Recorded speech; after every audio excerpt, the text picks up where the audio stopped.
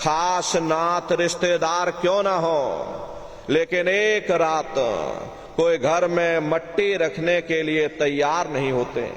कहते भाई जल्दी करो जल्दी करो, अब इनकी शक्ल देखने में हमको डर लग रहा, जल्दी से बाजार से कफन खरीद के लाओ, जल्दी से लकड़ियां खरीद के लाओ, अरे जल्दी से चिता तैयार करो, इनको घर में से जल्दी से उठा ले जाओ, वहीं शमशान भूमि पर जला देना। ये जो घर में इनके कपड़े लत्ते पड़े हुए, अरे इनके कपड़े लत्ते भी उठा ले जाओ, वहीं शमशान भूमि पर जला देना। जिस बिस्तर पर ये लेटे रहे, ये बिस्तर भी अशुद्ध हो गया, अब इनकी छुई हुई चीज हमको घर में एक नहीं चाहिए, इसलिए इनका बिस्तर भी उठा ले जाओ, वहीं शमशान भूमि पर जला देना।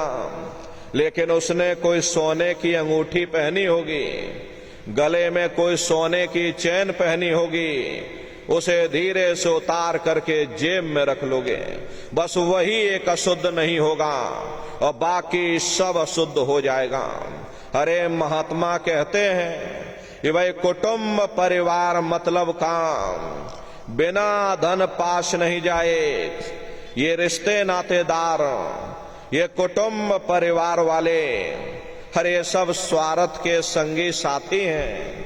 हरे न नारियों, आज तुम्हारी जेब में पैसा है तो साफ जैसे तैसे तुमसे रिश्तेदारियां कायम कर लेंगे, लेकिन आज जेब खाली हो जाए तो कोई किसी को याद करने वाला नहीं। 13 दिन बाद 13वीं मना दोगे, लड्डू पूड़ी पकवान बना करके खिला दोगे, फिर जाने वाले को कोई याद नहीं करता। अभी बूढ़े बुजुर्गों से पूछा जाए कि क्या तुमको तुम्हारे माँ बाप की याद आती है, तो कहेंगे भाई नहीं आती। क्यों नहीं आती? अरे तुम्हारे माँ बाप थे, तुमको पाला पोसा बड़ा किया, खुद बेचारे भूखे रहे होंगे, तुम्हारा पेट पाला होगा, तुमको तुम्हारे माँ बाप की याद क्यों नहीं आती? क्योंकि तुम्हारे सामने तुम्हारे लड़के बच्चे हो गए, तुम्हारे नाती पोता पंती और संती हो गए, इसलिए तुम अपने माँ बाप की यादों को धीरे धीरे भूल गए और नई यादों में धीरे धीरे बस गए। ऐसे ही प्रेमी भाई बहनों, एक दिन सब तुमको भी भूल जाएंगे, कोई किसी को याद यहां करने वाला नहीं। ये कहानी तो शमशान भूमि पर समाप्त हो गई।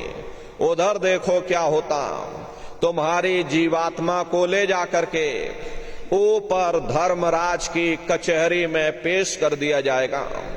वहां पलक झपकते ही तुम्हारे अच्छे बुरे कर्मों का हिसाब किताब हो जाएगा।